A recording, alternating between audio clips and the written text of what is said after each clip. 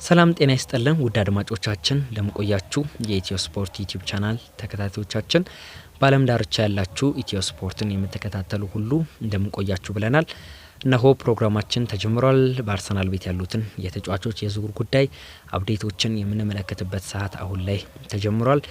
እንግዲህ ውድ አድማጮቻችን ቻናላችንን ሰብስክራይብ፣ ቪዲዮአችንን ላይክ እንዲሁም ሼር እያደረጋችሁ ተደራሽነታችንን እንድታሰፉልን በአክብሮት የምንጠይቅ ይሆናል። እንግዲህ የተለያዩ መረጃዎችን በተለያዩ ወቅቶች እየወጡ ይገኛሉ። እየተከታተልን የምናደርሳችሁ ይሆናል። ውድ አድማጮቻችን እንግዲህ በዛሬው መረጃችን ከአርሰናል ጋር በተያያዘ የፊት መስመርን የተመለከተ ጉዳዮችን የምንመለከት ይሆናል።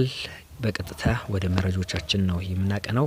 ለአርሰናል ደጋፊዎች አስደሳች የሚባል መረጃ ተሰምቷል። ነገር ግን አሁን በርካቶች ግራ ተጋብተዋል።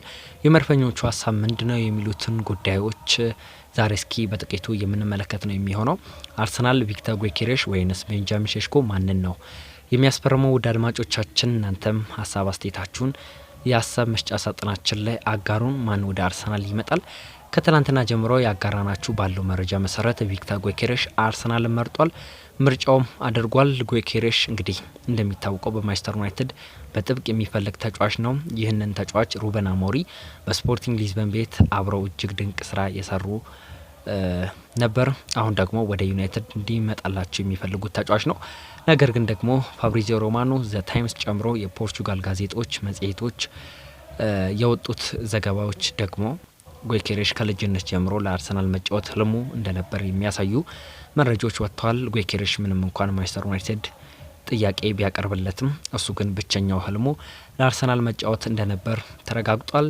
የስፖርቲንግ ሊዝበኑ የፊት መስመር አጥቂ ቪክተር ጊዮኬሬሽ በዚህ ክረምት ከማንቸስተር ዩናይትድ ይልቅ አርሰናልን መቀላቀል እንደሚመርጥ የፖርቹጋል ጋዜጦች በስፋት ይህንን መረጃ ከትናንትና ጀምሮ ሲያንሸራሽሩት እንደነበር ይታወቃል። ዩናይትድ ተጫዋቹ አሁንም ማስፈረም እንደሚፈልግ ቢገልጽም ይሁን እንጂ በዚህ ሰዓት ላይ እንደማይችል ነው የተነገረው። አሁን ጥያቄው መድፈኞቹ አርሰናሎች ቪክተር ጊዮኬሬሽን ያስፈርማሉ ወይ? ጊዮኬሬሽ ምንም እንኳን ህልሙ ለአርሰናል መጫወት ቢሆንም መቀላቀልም ቢፈልግም እንደሚታወቀው ደግሞ በአሁኑ ሰዓት ላይ አለማችን ላይ ከሚገኙ እጅግ ምርጥ አጥቂዎች መካከል አንዱ ቪክተር ጊዮኬሬሽ ቢሆንም አርሰናል ግን ይህንን ተጫዋች ይፈልጓል ወይ የበርካቶች ጥያቄ ነው። ከዚህ በፊት እንደሚታወቀው አርቴታ ቤንጃሚን ሼሽኮን እንደሚያደንቅ ተገልጿል። የአርሰናል ስፖርቲንግ ዳይሬክተር የሆኑ ደግሞ አንድሪያ ቤርታ ቪክተር ጊዮኬሬሽን ይሻላል እየተባባሉ ሲነጋገሩ እንደነበር የሚታወቅ ጉዳይ ነው። በስተመጨረሻም አርሰናል ምርጫው አሳውቆ እንደነበር አይዘነጋም። የአርቢ ላይፕዚጉ ቤንጃሚን ሼሽኮን ነበር የመረጡት ተብሎ ከተነገረ በኋላ ነው ከትላንትና ጀምሮ ድጋሚ ደግሞ ወደ ቪክተር ጊዮኬሬሽ ዝውውር አርሰናሎች የተመለሱት። አርሰናል በአሁኑ ሰዓት ምንም አይነት የገንዘብ የፋይናንሻል ችግር የለበትም። የሚሸጡ ተጫዋቾች አሉ። በተለይም በውድድሮች የተለያዩ ገንዘቦችን አግኝተዋል። እናም አርሰናል በዚህ የክረምት የዙር መስኮት ምንም አይነት የፋይናንሻል ፌር ፕላይ ጉዳይ አያሳስበውም። ስለዚህ የፈለጉትን ገንዘብ አውጥተው በርካታ ተጫዋቾችን ማስፈረም ይችላሉ። ትልልቅ የሚባሉ ዝውውሮችን ሊፈጽሙ የሚችሉበት አቅም አላቸው። አንዳንዶች እንደውም አርሰናል ጊዮኬሬሽን ብቻ ወይም ቤንጃሚን ሼሽኮን ብቻ ከሚመርጡ ሁለቱንም አስፈርሞ ቢመለከቱ ይሻላሉ እያሉ ይገኛሉ። ነገር ግን አርሰናል አሁንም ቪክተር ጊዮኬሬሽ ላይ ላያስፈርም እንደሚችል መረጃዎች እየጠቆሙን ይገኛሉ።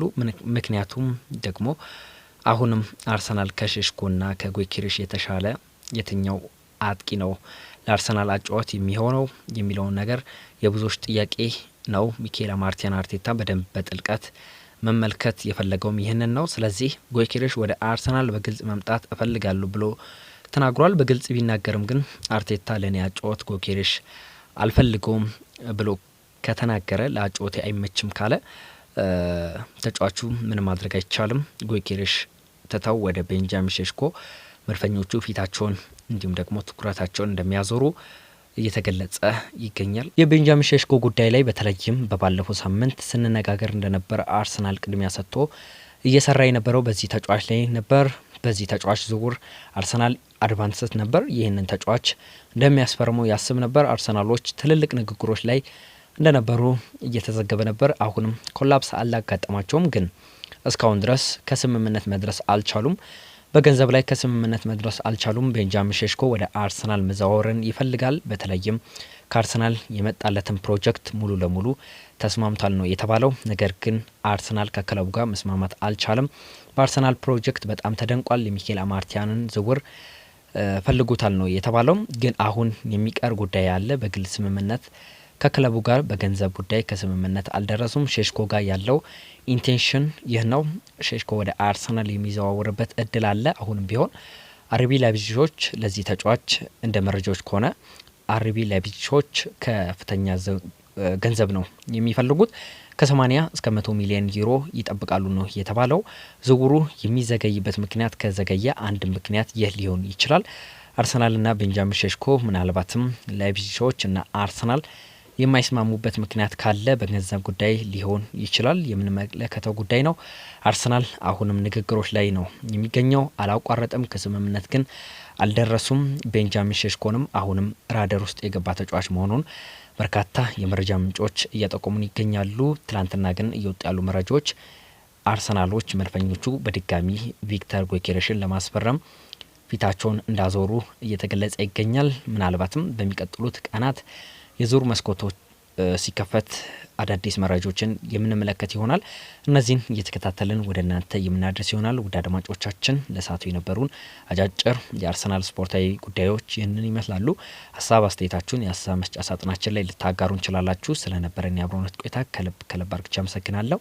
ለቻናላችን አዲስ ከሆናችሁ ደግሞ ሰብስክራይብ፣ ላይክ እንዲሁም ሼር እያደረጋችሁ ተደራሽነታችንን እንድታሰፉልን በአክብሮት እንጠይቃለን። መልካም ቀን ላችሁ እያልኩኝ እኔ ዝጋ ተሰነባበትኩኝ።